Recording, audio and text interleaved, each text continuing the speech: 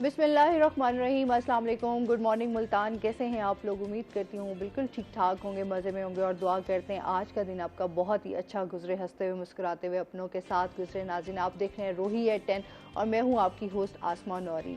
जी नाज़रीन, कैसा जा रहा है आपका दिन? यकीनन अच्छा जा रहा होगा। आज फ्राइडे है तो तमाम मुसलमानों को जुमे का दिन बहुत बहुत मुबारक हो और आज के दिन जितना हो सकता है दुरूद पाक कसरत से पढ़ें।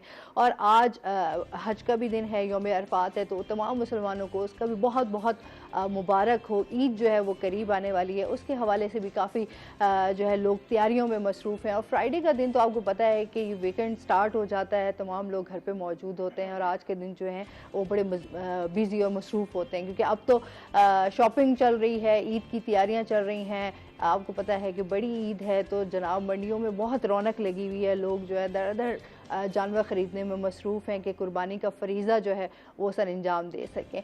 और इसके साथ ही नाज़रीन अपने प्रोग्राम का बाकायदा आगाज़ करते हैं। आज हमारे साथ कुछ गेस्ट मौजूद हैं, उनका तारुफ करवा देती हूँ। आज हमारे साथ मौजूद हैं जी सबसे पहले आसिफ शब्बीर साहब जो कि मैनेजर हैं प्रोक्योरमेंट के। अस्सलाम वालेकुम, कैसे हैं आप? ठीक ठाक हैं, वेलकम करते हैं अपने शो में आपको। जी, थैंक यू सो मच। और इसके साथ ही हमारे साथ दूसरी जो गेस्ट हैं वो हैं फ्रीहा ज़ारा, हमारे साथ मौजूद हैं जो कि कम्युनिकेशन ऑफिसर हैं। अस्सलाम वालेकुम, कैसी हैं आप? ठीक ठाक हैं, वेलकम करते हैं अपने शो में आपको।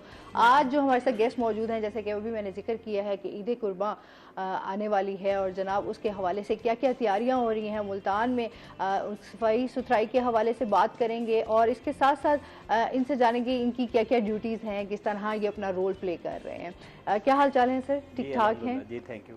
जुम्मे के बहुत बहुत मुबारक हो आपको। जी खैर मुबारक, आप लोगों को भी मुबारक हो। खैर मुबारक। अच्छा, जिस तरह हमने बात की कि ईद कुर्बान आने वाली है तो उस हवाले से आपकी क्या जिम्मेदारी है, ये हमारे नाज़रीन को बताइएगा। ओके, जैसा कि आप सब लोग जानते हैं कि मुल्तान में वेस्ट मैनेजमेंट के हवाले से एक कंपनी काम कर रही है जिसे हम मुल्तान वेस्ट मैनेजमेंट कंपनी के नाम से जानते हैं। बेसिकली हमारी कंपनी का जो मैंडेट है वो सॉलिड वेस्ट की जो है डिस्पोजल है, उसकी ट्रांसपोर्टेशन है, जिसे हम यहाँ से ट्रांसपोर्ट करके और अपनी लैंडफिल साइट जो कि हमारी खाद फैक्ट्री के पास है वहाँ पे जाकर हम डिस्पोज ऑफ कर देते हैं। ठीक है। तो हर साल की तरह हम जो है ईद उल अज़हा पे जो है ना ऑपरेशन करते हैं। इस दफ़ा भी हम ईद उल अज़हा 2022 पे जो है एक ग्रैंड ऑपरेशन करने जा रहे हैं जिसमें हम तकरीबन शहर भर से 16,000 टन के करीब जो है ना वो अलाइशें वगैरह उठाएंगे और उन्हें जो है ना सेफली डिस्पोजल साइट पे जो है ना ट्रांसपोर्ट कर देंगे। ठीक है। और वहाँ पे हमारे डिस्पोजल साइट पे फिर हम वो ट्रेंचेस वगैरह बनाते हैं, खड्डे वगैरह खोदे जाते हैं, उसमें जो है ना लाइशों को दफन करके और फिर मट्टी और चूना वगैरह डाल दिया जाता है ताकि जरासीम का और स्मेल से जो है ना लोगों को वो तहफ़्फ़ुज़ मिल सके। तो उस हवाले से अल्हम्दुलिल्लाह हम अपनी जो हमारे जो इंतज़ामात हैं उनको हमने हतमी शक्ल दे दी है।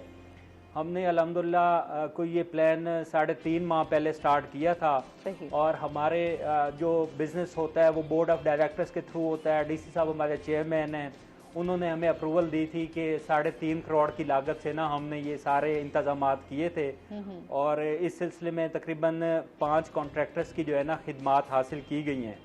ठीक है। अच्छा, फ्रीहा से भी जानेंगे। फ्रीहा, क्या आपकी क्या जिम्मेदारी हैं, किस तरह कम्युनिकेट करती हैं, इसके बारे में थोड़ा सा बताइएगा। जी बिल्कुल। बेसिकली वेस्ट मैनेजमेंट में इस नाम से ना लोग कम वाकिफ़ थे कुछ अर्सा पहले, तो अब तो ज़्यादातर लोग जानते हैं कि वेस्ट मैनेजमेंट क्या है और इसकी जिम्मेदारियाँ क्या हैं। तो जैसा कि आप जानती हैं ये एक सफाई का महकमा है और इसमें जो है हमारे पास 2500 वर्कर्स हैं जो मुल्तान शहर को साफ़ करते हैं। इसको हमने 68 यूसीज में डिवाइड किया हुआ है पूरे शहर को। और जहाँ तक आप मेरी जिम्मेदारी का कह रहे हैं तो मेरा ये है कि मैं अवेयरनेस पूरे मुल्तान में कि सफाई क्या है, आपने कैसे हमारे साथ तामुन करना है, लोगों को अवेयरनेस जो देना है वो बेसिकली मेरा काम है। ठीक है। जी जी। तो अभी के जैसे ईद कुर्बान है तो इसके हवाले से आप लोगों की क्या तैयारियां, जिस तरह सर भी बता रहे थे, आप भी थोड़ा सा हमें बताएं डिटेल से। असमा ये हमारे पास ना एक बिग टास्क होता है जो ईद है। वैसे तो सारा साल हम करते हैं सफाई, डेली वर्कर्स ने डेली बेस पे करना है, गली मोहल्ला हर जगह पे, लेकिन ईद के लिए ना ख़ास तौर पे ये हमारी तैयारियां होती हैं और ये हमारा एक बड़ा प्लान होता है। और इसके लिए हम पूरे शहर को मज़ीद सेक्टर्स में डिवाइड कर देते हैं। इसके लिए मज़ीद हमारा अमला जो होता है, मशीनरी हम हायर करते हैं एडिशनल, और उसके लिए हम मतलब फुल अलर्ट होते हैं। सही। और हर साल की तरह इंशाल्लाह इस बार भी हमारा ऑपरेशन जो है ये कामयाब रहेगा। और यहाँ आने का हमारा मकसद भी यही है कि ताकि हम लोगों को बता सकें कि ईद अब नज़दीक आ चुकी है, तो ये जो अलाइशें हैं इनको हमारी तरफ से ना एक शॉपर बैग्स दिए जाते हैं कि उसके अंदर आपने लोग होते हैं कर दी कुर्बानी और अलाइशें जो है रोड्स पे फेंक दी, गली में हाँ साइड पे फेंक दी, तो वो बड़ा मसला हो जाता है। अब लोगों को अवेयर ये करना है कि आप जो हम शॉपर डिस्ट्रीब्यूट कर रहे हैं उसमें आपने डाल के हमारे अमले के हवाले कर देनी है, एक ख़ास जगह पे रख देनी है जहाँ से वो आएगी गाड़ी हमारी और वर्कर्स वो उठा के ले जाएंगे। सही। तो ये कितने इलाकों में आपने किया है? ये है 68 यूसीज हैं। अच्छा, पूरे मुल्तान की। जी ठीक है। यूसी वाइज हमारे सुपरवाइजर, सेक्टर इंचार्ज, फिर उसके ऊपर डिप्टी मैनेजर्स ये तैनात होते हैं, जो एक पूरा स्टेप बाय स्टेप काम चल रहा होता है। सही। अच्छा, स्टाफ के हवाले से भी जानना चाहेंगे, स्टाफ कितना है टोटल आपका? जी बिल्कुल ऐसा ही है कि जैसे प्रिया ने आपको बताया, ईद पे जो ग्रैंड ऑपरेशन होगा इसमें हमारे साथ तकरीबन 2500 लोग होंगे, सैनिटरी वर्कर होंगे जो ये ड्यूटी सर अंजाम देंगे। उसके बाद जो हम रेंटल गाड़ियां लेंगे तकरीबन 500 लोग उसमें होंगे जो हमारे साथ इस ऑपरेशन में इसका हिस्सा बनेंगे। उसके अलावा हम ऑफिसर्स की कोई टीम है, 25 मॉनिटरिंग ऑफिसर हैं जो हम पूरे ऑपरेशन की ना निगरानी करेंगे सुबह से लेकर शाम तक। और हम लोगों की छुट्टियां जो है ना मनसूख हो गई हैं। हम लोग अब 7 बजे इंशाल्लाह पहले दिन से लेकर और रात 10 बजे तक फील्ड में मौजूद होंगे ताकि किसी भी किस्म की सूरत हाल से निपटने के लिए मतलब है वो हम तैयार रहें हर वक्त। सही। तो मशीनरी के हवाले से भी एक मसले तो रहे वेस्ट मैनेजमेंट के, अभी क्या सूरत हाल है? मशीनरी का ये है कि बेसिकली हमारे पास कोई 200 गाड़ियाँ हैं, वो भी हम इस्तेमाल करेंगे, वो फील्ड में होंगी। उसके अलावा कोई हम रेंट पे जो गाड़ियाँ ले रहे हैं उसमें तकरीबन 250 गाड़ियाँ होंगी डेली बेसिस पे। 250 गाड़ियाँ कॉन्ट्रैक्टर के थ्रू होंगी, वो हमारे साथ इस ऑपरेशन में जो है ना वो मुलविस रहेंगी और हम इंशाल्लाह उनको यूज़ करते हुए अलाइशों को जो है ना बर वक्त यहाँ से मतलब ट्रांसपोर्ट करके और लैंडफिल साइड पे ले जाएंगे। सही। अच्छा, इसके अलावा कुर्बान गाहें भी आपसे जानेंगे, वो कितनी हैं, बनाई जा रही हैं, कहाँ कहाँ, उसके हवाले से भी बताइएगा और क्या मकसद है उसका? कुर्बान गाहें तकरीबन कितनी कोई फिगर है? नहीं सर, कुर्बान गाहों का बेसिकली डिस्ट्रिक्ट एडमिनिस्ट्रेशन का रोल होता है। वो जितनी भी बनाएंगे उस हवाले से वो हमें इन्फॉर्म कर देंगे, हमारे लोग वहाँ पे मतलब है डिप्यूट हो जाएंगे। ठीक है। उसके अलावा मैं बताता चलूँ कि जहाँ जहाँ पे ये ईदगाह के इज्तिमात होंगे वहाँ पे मतलब है हमने फिनाइल का, चूने का और उसके अलावा अर्क गुलाब का स्प्रे करना है ताकि शहरियों को एक जो है ना खुशगवार माहौल जो है ना वो मुहैया किया जा सके ईद के मौके पे। बाकी ये ना ईद जब आती है जाहिर बहुत सारे लोग ना इस चीज़ को इग्नोर कर देते हैं। अब हमने मतलब जिस तरह जानवर ज़िबा किए चीज़ें उठाई और वहीं पे ही। अच्छा, बहुत सारे ऐसे इलाके भी हैं जहाँ पर ज़रूरत है कि वहाँ पर वेस्ट मैनेजमेंट की तरफ से एक जो आपका चीज़ें मुहैया की जाती हैं जिसमें डस्टबिन आपके वो नहीं है बहुत सारे इलाकों में, उसके हवाले से क्या कहना चाहेंगे? लोगों की बहुत ज़्यादा कंप्लेंट है इस हवाले से। बेसिकली रिसोर्सेज की जो हमारे पास अभी तक कमी है, मशीनरी और ह्यूमन रिसोर्स हमारे पास कम है, लेकिन हम लोग कोशिश कर रहे हैं कि आने वाले 1-2 सालों में उस पर भी मतलब है काबू पाया जा सके। तो हमारे बोर्ड ऑफ डायरेक्टर्स ने 40 करोड़ की मतलब है वो नई मशीनरी की ना अप्रूवल दे दी है, जो ईद के बाद इंशाल्लाह, क्योंकि हम ईद के ऑपरेशन में बिजी हैं और उस साइड पे हमारा फोकस कम है, ईद के बाद उसकी तैयारियां शुरू हो जाएंगी और इंशाल्लाह मशीनरी और ये जो ड्रम्स हैं ये जिसकी आप बात कर रहे हैं ये इंशाल्लाह आहिस्ता आहिस्ता मुल्तान शहर के लिए मतलब है हम लोग ख़रीदना स्टार्ट कर देंगे और काफ़ी ज़्यादा जो है ना इम्प्रूवमेंट आएगी इस हवाले से, सॉलिड वेस्ट मैनेजमेंट के हवाले से शहर में। असमा, इसमें मैं ऐड करना चाहूँगी कि जहाँ तक ड्रम्स की वेस्ट बिन्स की बात है तो वो तकरीबन हर साल लगती हैं पूरे शहर में, आपने देखा होगा। और होता ये है कि जब थोड़ी सी वो पुरानी हो या वो उसकी थोड़ी सी ख़राब हुई है तो लोग उखेड़ के ले जाते हैं, वरना ये लगी हुई होती हैं। और जहाँ तक उनको इस्तेमाल का है तो वो हमारी जो अवाम है वो उसको इस्तेमाल नहीं करती। कूड़ा निकाला आपने घर के बाहर रख दिया, इवन कि अगर उनके घर के पास भी कंटेनर रखा हुआ है या वेस्ट बिन है उसके अंदर नहीं डालते, या आपने देखो वेस्ट बिन अगर है भी सही तो कूड़ा बाहर पड़ा है। तो अच्छा, यहाँ कुछ लोग थोड़ा होते हैं ना सा जहाँ पर डस्टबिन नहीं मौजूद, यहाँ पे ड्रम बिन आप जैसे कह रही हैं वेस्ट मैनेजमेंट की तरफ से अगर मौजूद नहीं है तो लोग खाली प्लॉट्स में ही गंद वगैरह प्लॉट्स डाल में भी, देते हैं। और थोड़ा सा अगर देखें ना तो हमारे वर्कर्स हैंड हाँ। कार्ड्स के थ्रू आए हुए होते हैं वहाँ, कि दिन में एक बार तो हर गली में हर मोहल्ले में वो पहुंचते हैं कि आप थोड़ा घर के बाहर ही रख दें ना, किसी शॉपर में बांध के, ना कि ऐसे जब वो ऐसे खुला वेस्ट रख देते हैं तो फिर मुश्किल हो जाती है और उनको। यकीन करें इतना वो बुरा टाइम में जाता है। आप बिल्कुल, जहाँ पर बिल्कुल। रह रहे होते हैं वहीं आप 2-4 घर छोड़ के आपके जो खाली प्लॉट बिल्कुल, पड़े हुए हैं, बिल्कुल। आपने सारा गंद जो है डस्टबिन वहीं आपने बिल्कुल। फेंका हुआ है। हमने पिछले साल ये कंपेन की थी कि आपका घर साफ और आपकी गली क्यों गंदी, तो इस पे काफी लोगों का अच्छा रिस्पांस आया था। इस बार भी ईद के बाद इंशाल्लाह हम इस पे काम करने जा रहे हैं, तो शायद लोगों को आगाही आए, वो हमारे साथ ताउन करें इसमें। हाँ। नहीं, बड़ी अशद जरूरत भी है इन चीजों को कि हम अपने शहर को साफ रख सकें और जितना हम अपने घर को ईमान है। हाँ, और अगर हम ये समझे कि ये हमारा इंडिविजुअल फ्रीजा है, हाँ। ना कि वेस्ट मैनेजमेंट है वो उसने तो काम करना ही करना है। वेस्ट मैनेजमेंट की तो ड्यूटीज ही यही है कि उन्होंने उठाना ही उठाना है वेस्ट, लेकिन आप भी अपना अगर किरदार अदा करें तो और बेहतर तरीके से हो सकता है ये काम। अच्छा, जिस तरह अभी बारिशें भी अभी जो है कल बहुत ज़्यादा बारिश हुई और उसकी वजह से हमारे यहाँ पर निकासी का तो इंतज़ाम ही बड़ा बुरा है। सड़कों पे बहुत ज़्यादा पानी, लेकिन उस पानी की आपका महकमा उसमें क्या रोल प्ले कर रहा है? मैंने सिर्फ जस्ट एक ही जगह मैंने गुलगश में देखा, सिर्फ एक ही आप लोगों की जो सर्विस है वहाँ पर मुहैया थी। नहीं, ऐसा बिल्कुल नहीं है। हाँ। वो पूरे मुल्तान में ही है और इसके लिए हमने खास इकदाम किए हुए होते हैं कि प्लास्टिक के जो बैग्स हैं जिनको गट्टू कह लें या बड़े वाले चॉपर, वो हमने वर्कर्स को दिए हुए होते हैं कि उसमें वो गिला जो वेस्ट है उसको अब उठाना वो भारी हो जाती है, हैंड कार्ड्स उसको घसीटना ही मुश्किल हो जाता है, तो वो उसमें गट्टूज में डाल के तो वो बांध के वो फिर ले जाते हैं उसको वहां से। अच्छा, स्टाफ आपका मतलब आम दिनों में कितना है? ये तो आप ईद के लिए आप एक प्लान कर रहे हैं, हमारा तो वैसे भी पूरा साल स्टाफ 2500 वर्कर्स ही हैं। अच्छा। हाँ जी, 300 हमने थर्ड पार्टी के थ्रू लिए हुए हैं और 2200 समथिंग जो हैं वो हमारे अपने हैं जो गवर्नमेंट के एम्प्लॉयज हैं। सही। स्टाफ की तरफ से क्या क्या मसाइल आप देखते हैं कि क्या क्या मसाइल हैं उनको? जो हमारे वर्कर्स हैं उनकी तरफ से ओवरऑल मतलब उनकी तरफ से तो मसाइल यही है कि कुछ की डेथ हो गई, उनकी जगह और डिप्यूट होने वाले हैं वर्कर्स। बाकी उनका जो है हम वो भी पूरा ख्याल रखते हैं। अब जैसे ईद है, उनके लिए ग्लव्स, मास्क हो गए, उनके लिए जैकेट्स, यूनिफॉर्म, और उनके लिए वो जो शूज होते हैं स्पेशल वर्किंग करने के लिए, दौरान के लिए वो भी जैसा कि सर कह रहे हैं कि उनका टेंडर हुआ है और वो भी परचेज किए गए हैं। तो ये सारी चीजें उनके प्लान में मौजूद होती हैं कि हमने वर्कर्स की सेफ्टी के लिए क्या करना है और उनको हम फैसिलिटेट करें ताकि वो बेहतर तरीके से अपना काम कर सकें। हाँ। और जाहिर सी बात है, जैसे आप बता रहे हैं कि हमारी ईद की छुट्टियां भी जो हैं वो मनसूख कर दी गई हैं और उसमें भी आपने अपनी ड्यूटी पर रहना है, काम करना है। और फिर जो वर्कर्स है, जाहिर सी बात है उनके लिए भी बड़ा मुश्किल होगा कि वो ईद का एक जैसा इवेंट है जो कि हर इंसान चाह रहा होता है कि ईद को वो सेलिब्रेट कर सके, लेकिन इस मौके पर भी ये लोग जो है वो काम कर रहे होते हैं और लोगों के लिए आसानियां और वो मेंटली तैयार होते हैं। उनको पता होता है कि हमने ये 3 दिन जो है वो फील्ड में ही गुजारनी है। और मैं आपको बताऊं, ये 2 शिफ्ट में हो रहा होता है काम।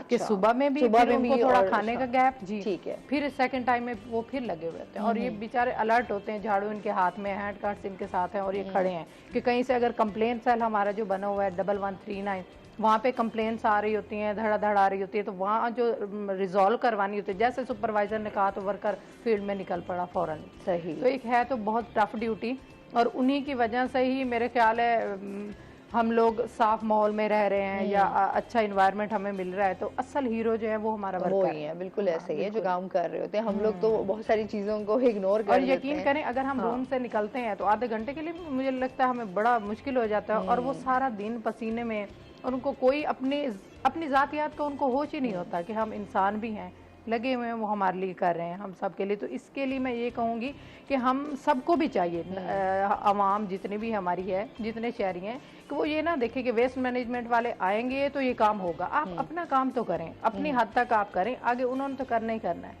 सही। और जहाँ पर ड्रम्स वगैरह फुल हो जाते हैं तो फिर कितने टाइम बाद जो है वहाँ से वो उठाया जाता है? बेसिकली हमारी जो टीम है, वर्कर्स हैं, सुबह 6 बजे मतलब फील्ड में निकलते हैं और वो रेगुलर बेसिस पे ना इसको मतलब उठा रहे होते हैं, रेगुलर सफाई हो रही होती है। इसके लिए मैं आपको बताऊं, ये एक हमारा प्रोसीजर है पूरा, एक हमारा जो मेन डिपार्टमेंट है हमारा ऑपरेशन डिपार्टमेंट, उसके लिए डोर टू डोर पहले सफाई हो रही होती है। वर्कर्स निकलते हैं, उन्होंने घर घर से कूड़ा लेना है, जिनका बाहर पड़ा है वो हैंड कार्ट्स में डालना है। और हमारे ना एक वो बने हुए ट्रांसफर स्टेशंस बने हुए हैं। हमारे प्रोसीजर ये है कि एक प्राइमरी हमारी कलेक्शन है, ठीक है। वहाँ पे सारे शहर का कूड़ा जो है वो इकट्ठा होके हैंड कार्ट्स के थ्रू ट्रॉलीज से वहाँ ट्रांसफर स्टेशन तक, और वहाँ से फिर बड़े डंपर्स और लोडर्स के थ्रू जाता है हमारी लैंडफिल साइट पे। ठीक है। और जितना भी वेस्ट होता है वो फिर आप कहाँ पे डंप करते हैं? ये हमारी लैंडफिल साइड है हबीबा सियाल में, और वहाँ पे भी एक ये प्रॉपर एक हमारा, मैं आपको बताऊं कि ये बहुत बड़ा प्रोजेक्ट था जो चाइना के थ्रू हमने ये बनवाई थी, जिसमें जब अलाइशियाँ ख़ास तौर पे होती हैं तो वो डाल दी जाती, उनकी एक तह। अच्छा। उस पे हम हर साल सॉइल जो एक ख़ास मिट्टी होती है उनको डंप करने के लिए वो हम परचेज करते हैं, तो वो उसकी एक लेयर डाली जाती है। फिर है। उसके ऊपर डंपर आर्म रोल उसके थ्रू वो उसको सारा मेल्ट करके, ठीक है, फिर दोबारा से लेयर लगाई जाती है। तो वो इसलिए होता है कि ये बदबू और स्मेल और बीमारियां ना फैलें और ये डंप हो जाए। सही जी, तो जाहिर सी बात है क्योंकि आपके माहौल पे भी बहुत असरअंदाज होता है ना बिल्कुल, ये बिल्कुल, चीज़ें बिल्कुल। पड़ी रहें। और शुक्र है अल्लाह का कि मुल्तान में कभी ऐसा नहीं हुआ कि वेस्ट मैनेजमेंट की कोई नेग्लिजेंसी है जिसकी वजह से कोई बीमारी फैल गई है ऐसी, तो वो अवाम बेशक इसके लिए 100% हमें रिवार्ड ना दे, लेकिन ये हकीकत है कि बर वक्त ही तलफ हो जाता है। अच्छा, बहुत सारे लोग तो फिर जहाँ बहुत ज़्यादा गंद इकट्ठा हो जाए वहाँ फिर आग लगा देते हैं।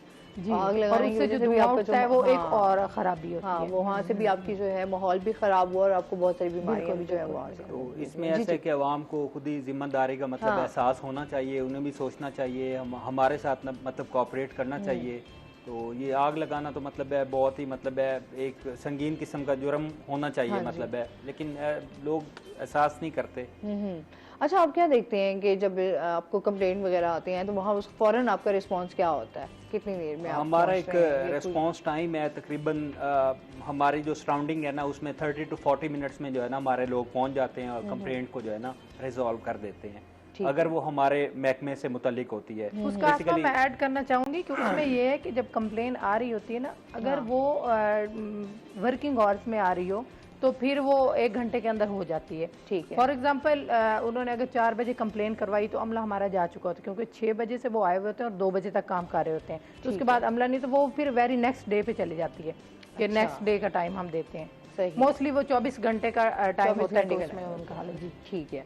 अच्छा, जिस तरह अभी हम ईद के हवाले से बात कर रहे हैं तो ईद की जो आपका इस हवाले से कंप्लेंट वगैरह होती है उसमें आपका कितना फौरन उसके लिए हमने 3 शिफ्ट लगाई हुई है। ठीक है। और मैं 16 घंटे कंप्लेन सेल हमारा जो है वो ओपन होगा। अच्छा जी, उसमें 1139 हमारा कंप्लेन सेल नंबर है जो 16 घंटे ओपन होगा, और व्हाट्सएप नंबर भी हमारा है 0305 921 टेट्रा 5। इस पे लोग वहाँ की तस्वीरें बना के भी भेज सकते हैं। देख सकते हैं हम ज्यादा अगर है तो फौरन वहाँ पे ऑपरेशन करवा लिया जाता है, नहीं तो 24 घंटे में तो हो ही रहा है, लेकिन ईद के लिए जो है वो उसी दिन का ही होता है, उसी दिन में ही रिजॉल्व होनी है। सही जी। तो ये कितने एरियाज में अब आपका हुआ है? आपने एक तो पूरा मुल्तान को आप लोग जो है वो कवर कर रहे हैं और उसमें ईद के हवाले से आपके इंतजाम जो है वो काफी किए गए हैं। जाहिर बात है इसके इदारे का काम ऐसा है कि पूरे मुल्तान को साफ रखना और यहाँ की सड़कों को, गलियों को, शहरों को।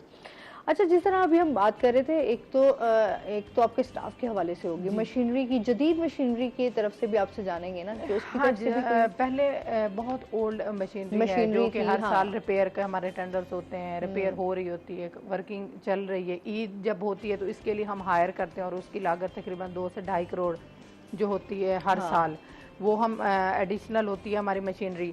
अब हम अपनी भी वेस्ट मैनेजमेंट जो है वो अपनी भी परचेज कर रही है मशीनरी, उसके लिए अप्रूवल्स वगैरह हो गई हैं, बोर्ड ने, डीसी चेयरमैन साहब ने उन्होंने दे दिए अप्रूवल्स। अब टेंडर ईद के फौरन बाद इंशाल्लाह वो भी हो जाएगा। अच्छा, और इसके अलावा आप लोगों के स्टाफ में मतलब क्या समझते हैं, क्या कितना बजट आपको मिलता है या इस दफ़ा कितना बजट आपको मिला है, उस हवाले से भी बताइएगा। बेसिकली हमारा जो सालाना बजट होता है ये तकरीबन 1000 मिलियन के करीब होता है, तकरीबन 1 अरब रुपये होता है। और हमारी सैलरीज जो हैं, सैलरीज का जो बजट है वो तकरीबन 60 से 70 करोड़ है। उसके अलावा हमारे मिसलिनियस जो है ना वो एक्सपेंसेस होते हैं, और हमने अब मशीनरी भी लेनी है, उसको भी मैनेज करना है इंशाल्लाह। उसके लिए भी हमने गवर्नमेंट ऑफ पंजाब से रिक्वेस्ट किया है कि हमें कुछ फंड्स वगैरह दे ताकि हम मशीनरी को जो है ना इन टाइम मतलब है वो ले सकें। सही। अच्छा, जिस तरह हम स्टाफ की बात कर रहे थे, स्टाफ का जाहिर सी बात है एक रोल, बड़ा अहम रोल है, तो उनकी जिस तरह आप इलाज के लिए या उनकी जो सहूलतें हैं, फैसिलिटीज़ उनको आप लोग प्रोवाइड करते हैं, उसके हवाले से भी बताइए, क्या क्या सहूलतें उनको मिलती हैं? उनको मतलब उनकी सेफ्टी का तो ख्याल रखा ही रखा जाता है और उनके इलाज मुआवजे के लिए भी उनको अलाउंसेज उनके सैलरी के अंदर होते ही हैं। लेकिन अब हमारे एमडी साहब की ये राय थी कि हम उनके लिए ना एक फ्री डिस्पेंसरी कायम करते हैं। ठीक है। उसके लिए भी बोर्ड को उन्होंने कहा हुआ है, शायद उसकी अप्रूवल हो जाए जल्द, कि फ्री डिस्पेंसरी होगी वर्कर्स, क्योंकि हमारे वर्कर्स में ज़्यादातर हेपेटाइटिस सी हो जाता है। ठीक है। क्योंकि काम उनका ऐसा है, तो कोई नेग्लिजेंसी भी हुई है, कोई उनको शीशा इंजेक्शन कुछ भी अगर हो गया तो उससे भी उनकी बीमारियां बढ़ी। तो ये वर्किंग में है, इंशाल्लाह इस पे भी होगा काम जल्द। सही। अच्छा, आप खरीदो फरोख्त के हवाले से भी आपसे जानेंगे, इस दफ़ा उस पर क्या क्या काम किया जा रहा है? ख़रीदो फ़रोख्त के हवाले से ये है कि जब बात होती है सरकारी ख़रीदारी की, तो इसमें हमारे पास जो है ना पेपरा रूल्स जो है ना वो लागू होते हैं। पेपरा के कुछ कवानीन और ज़वाबित हैं जो मतलब हमें पब्लिक मनी से जब हम कोई भी चीज़ ख़रीदते हैं तो उस पर मतलब है लागू करने की ज़रूरत होती है। तो अल्हम्दुलिल्लाह मुझे 1 साल हो गया यहाँ पे ज्वाइन किए हुए। इससे पहले मैं गुजरांवाला वेस्ट मैनेजमेंट में था, तो तब मैंने सोचा, मैंने रियलाइज़ किया कि मुझे अपनी विक्सनिटी के लोगों को जो है ना सर्व करना चाहिए। मेरा ताल्लुक बेसिकली खानेवाल से है और मुल्तान में भी मतलब काफ़ी ज़्यादा फ्रेंड्स हैं, रिलेटिव्स हैं यहाँ पे। तो मुझे यहाँ पे एक चांस मिला। अल्हम्दुलिल्लाह मुझे तकरीबन 1 साल 2 माह हो गए हैं यहाँ पे इस शोबे में काम करते हुए। As a head of department मतलब है काफ़ी चीज़ों को मैं देख रहा होता हूँ और काफ़ी ज़्यादा मतलब इम्प्रूवमेंट लेके आया हूँ अपने काम में, अपने शोबे में, अपने लोगों की मतलब खुद से ट्रेनिंग की है। उसके अलावा हमारे पास ख़रीदारी में जो है ना डिफरेंट किस्म की चीज़ें होती हैं। मतलब हमारी 235 गाड़ियाँ हैं, उनके टायर्स होते हैं, उनकी बैटरीज होती हैं। उसके अलावा हम थर्ड पार्टी के थ्रू जो सैनिटरी वर्कर हायर करते हैं, अभी भी हम 491 सैनिटरी वर्कर नए हायर करने जा रहे हैं। डीसी साहब ने उसकी अप्रूवल दे दी हुई है। सही। उसका इश्तिहार भी चला गया अखबार में, इंशाल्लाह वो भी जल्दी 491 वर्कर हमारे इन जो ह्यूमन रिसोर्स है इसमें ऐड हो जाएगा। आपको इम्प्रूवमेंट मतलब देखने को मिलेगी। सही। तो ख़रीदारी में अब नई मशीनरी आएगी हमारी, वो होगी ख़रीदारी में। उसके अलावा गाड़ियों के स्पेयर पार्ट्स होते हैं, गाड़ियों की रिपेयर मेंटेनेंस होती है। उसके अलावा मतलब कुछ चीज़ें होती हैं, ये ख़रीदारी ये सारी चीज़ें ऑपरेशन के हवाले से ही हम खरीद रहे होते हैं। जो कि सफाई में जैसे हैंड कार्ड्स हो गई, वेस्ट बिन आप कह रही हैं, गाड़ियाँ हैं, तो वो सारी चीज़ें की जो खरीदारी है ना वो ऑपरेशन के गिर्द ही घूमती है। ये वर्कर्स के लिए कोई चीज़ हमने लेनी है, उनके यूनिफॉर्म्स लेने हैं, उनके शूज़ लेने हैं, कुछ भी जो भी चीज़ है तो वो उसी के लिए ही हो रही होती है ओवरऑल। सही। नाज़रीन से मजीद भी जानेंगे, लेकिन अभी हमने जाना है ब्रेक पे, हमारे साथ रहिएगा।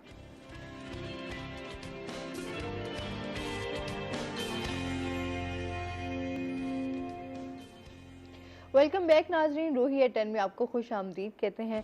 अच्छा, जिस तरह हम बात कर रहे थे, एक तो वेस्ट ईद के हवाले से अवेयरनेस की बड़ी ज़रूरत होती है लोगों को, तो आपके अवेयरनेस प्रोग्राम्स कितने होते हैं? ये हम गाहे बगाहे करते रहते हैं। जैसे हमें ज़रूरत महसूस करते हैं कि मार्केट्स में जाके हमें अवेयरनेस की ज़रूरत है, वहाँ पे जो ताजिर है वो हमारे साथ अगर कोऑपरेट नहीं कर रहे हैं, मार्केट्स में वर्किंग प्रॉपर नहीं हो रही, तंग हो रहा है वर्कर, तो हम वहाँ पे एक कैंपेन रख लेते हैं कि जैसे हम उनको जाके कहते हैं कि सर मेहरबानी करें, आपने जब दुकान बंद कर रहे होते हैं तो उस वक्त सफाई करके वेस्ट रख जाया करें। क्योंकि मोस्टली जब 10 से 11 बजे शॉप्स ओपन होती हैं तो हमारा वर्कर जा चुका होता है। फिर वो जब सफाई करके जा चुके होते हैं, फिर वो गंद निकलता है, फिर बाहर फिर वही गंदगी फैली हुई होती है। तो इस तरह से कुछ अर्सा पहले इस पे हुआ भी था काम कि शाम को जब जा रहे होते थे तो वो वेस्ट निकाल के रख जाते थे, सुबह आते थे तो सफाई होती थी। सही। रोड पे भी जी। और इसके अलावा हम स्कूल कॉलेजेस में जाके बच्चों को अवेयरनेस देते हैं। कभी हमें किसी मोहल्ले में लगे कि यहाँ पे वेस्ट ज़्यादा, यहाँ की शिकायत ज़्यादा आ रही है, तो हम वहाँ पहुँच जाते हैं, वो डोर टू डोर जाके उनको बताते हैं कि आप हमारे साथ कोऑपरेट करें। तो ये हमारी चलती रहती हैं, अवेयरनेस प्रोग्राम आपके चलते रहते हैं। अच्छा, इस हवाले से कि आपके जो कैंप हैं वो भी लगाए जा रहे हैं, कहाँ लगाए जा रहे हैं? जी बेसिकली ये 15 जगहों पे जो है ना अवेयरनेस कैंप हमारे लगाए जाएंगे। हमारे 15 सेक्टर्स को में हमने डिवाइड किया हुआ है पूरे शहर को। ठीक है। तो अवेयरनेस कैंप्स में हमारा स्टाफ जो है ना मौजूद होगा। तो वहाँ पे उसके अलावा आप अगर किसी भी शख्स को कोई मसला है, कि आवाम को अगर कोई मसला आ रहा है, तो वो वहाँ पे जाके हमारे उन बंदों से फिज़िकली भी मिल सकता है। और हमारी जो हेल्पलाइन है 1139 उस पर भी कॉल कर सकता है। 1139 जो आपकी हेल्पलाइन नंबर है। ठीक है। अब ये कह सकते हैं कि वो मिनी कंप्लेंट सेल हैं, ठीक कि है। वहाँ पे वो इंस्ट्रक्शंस भी आपको मिल सकती हैं, वहाँ पे आप जाके शॉपर भी ले सकते हैं, ब्रोशियर भी वहाँ डिस्ट्रीब्यूट हो रहे होते हैं, वहाँ हमारा अमला भी मौजूद होता है कि फ़ौरन अगर किसी ने की है और अमला वहाँ से सफाई करके चला गया और वो कोई बंदा आ गया है कि हमने अब कुर्बानी की है और हमारा आके वेस्ट उठाए, तो वो 2-3 बंदे उनके साथ चले जाते हैं, वहाँ से फ़ौरन जाके ले आते हैं। अच्छा, कंप्लेन सेल का बेसिकली ये है मकसद, और ये हर यूसी में होगा। जी अच्छा अच्छा, इसके अलावा आपका जाहिर सी बात है ईद पे, जैसे अभी हम बात कर रहे थे कि ईद की छुट्टियां जो है वो नहीं होंगी, तो आप फिर किस तरह से मैनेज कर रहे होते हैं चीज़ों को? जी बिल्कुल, हम मेंटली तैयार होते हैं, हमें पता होता है कि एक साल मतलब पहले अगर हमने छुट्टियां लेनी भी हैं तो इससे पहले हम कर लेते होते हैं कि घर के जो काम शाम है समेट लेते हैं। तो ऐसे समझिए कि हमारी ईद के बाद ईद होती है उसके बाद ईद हमने फील्ड में छुट्टियां होती हैं या नहीं? नहीं छुट्टियां नहीं होती, उसके बाद ये कि थोड़ा रिलैक्स हो जाते हैं। ठीक ठीक। तो अब ये है कि अब हमारी ड्यूटीज लगी हुई है, हम 6 बजे से हम भी निकले हुए होंगे फील्ड में, फिर दरमियान में जब थोड़ा रिलैक्स टाइम होगा तो फिर हम आएंगे और कुर्बानी करवा करके 1 घंटे के अंदर वो फ्रिज में गोश्त वगैरह रख के फिर निकल जाएंगे। कुकिंग करती हैं आप? जी मैं करती हूँ कुकिंग। सही, खुद करती हैं या फिर ऑफिस आती होती नहीं, ऑफिस मैंने शेड्यूल ऐसा रखा हुआ है कि मैं सुबह 5 बजे उठती हूँ, नमाज के फौरन बाद मैंने दोपहर की कुकिंग करनी होती है और नाश्ता बाद में बनाती हूँ। सही। हाँ, तो आप फिर बच्चे हैं तो फिर ऑफिस भी पहुंचना होता है, वहाँ पहुंचे फिर वहाँ एडिशनल कोई ड्यूटीज लगी हुई थी तो वो करनी होती हैं। और ये हमारा जो काम ऐसा है, अगर हम कोऑपरेट ना करें तो हमारा वर्कर तो फिर बिल्कुल ही रिलैक्स हो जाएगा। हाँ, ये तो है, जाहिर सी बात आपकी ड्यूटी है तो फिर आपने उसको प्रॉपर तरीके से आपने करना तो है, और फिर आपने पूरे स्टाफ को लेकर चलना होता है। जी बिल्कुल, ना सिर्फ हम ड्यूटी समझेंगे बल्कि ये है कि ये एक निस्फ ईमान है और हमारा फरीजा है, इखलाकी फरीजा भी है कि हम इन चीज़ों को साथ साथ मैनेज करें और ये सबका साथ उनका साथ देंगे तो हमारा भी ख्याल रखा जाएगा। बिल्कुल ऐसे ही। आप यहीं से हैं, मुल्तान से? जी बेसिकली मैं खानेवाल से हूँ, तो ड्यूटी के लिए मुझे डेली मुल्तान ट्रैवल करना पड़ता है। लास्ट टाइम भी मैं इस टीम का हिस्सा था और अल्हम्दुलिल्लाह हमने बड़ा सक्सेसफुली ये ऑपरेशन जो है ना वो कंक्लूड किया था। आप लोग भी मुल्तान में थे, शायद आप लोग जानते हो लास्ट ईयर के, और हर साल ऐसे ही होता है अल्हम्दुलिल्लाह। इस दफ़ा भी हम लोग मुकम्मल तौर पे मतलब डेडिकेटेड हैं, पैशनेट हैं। इंशाल्लाह हम लोग ये करके दिखाएंगे। ईद के तीसरे दिन रात लेट नाइट तक हम इसको मुल्तान शहर को ज़ीरो वेस्ट कर देंगे इंशाल्लाह। सही, इंशाल्लाह। अच्छा, जो आपके CEO हैं, MD हैं, उनके हवाले से भी हमें बताइएगा, वो किस तरह रोल प्ले कर रहे हैं? जी बिल्कुल, हमारे जो CEO एडमिनिस्ट्रेटर ऑफिसर ही होते हैं, सरकारी ऑफिसर ही आते हैं। हमारे जो MD या CEO होते हैं तो ये फारूक डोगर साहब हैं, he is very competent person. वो थे टेंडर्स वगैरह का जो सारा प्रोसीजर तो बहुत अच्छे तरीके से उन्होंने करवाया। अब उनकी ट्रेनिंग है, ट्रेनिंग के लिए वो गए हुए हैं लाहौर, तो उनकी जगह इजाफी चार्ज है वो आमिर हसन साहब को मिला है। अब वो देख रहे हैं ओवरऑल, क्योंकि पहले भी वो हमारे CEO रह चुके हैं तो उनका काफ़ी अच्छा एक्सपीरियंस है। सही। और ही इज़ नाइस मैन। हाँ, वो देख रहे हैं ओवरऑल ईद इंशाल्लाह उनके साथ हम गुजारेंगे। सही।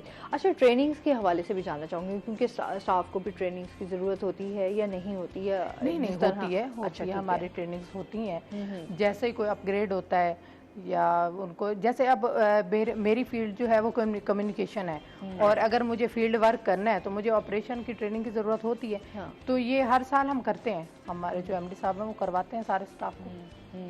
तो आपकी भी ट्रेनिंग्स वगैरह आपकी भी इस तरह होती हैं? जी बिल्कुल, मेरी मतलब प्रोक्योरमेंट की जो फील्ड है, पेपरा की कुछ ट्रेनिंग्स होती हैं। इसमें अल्हम्दुलिल्लाह ऑलरेडी मैंने लम से भी मतलब कुछ सर्टिफिकेशंस ली हुई हैं।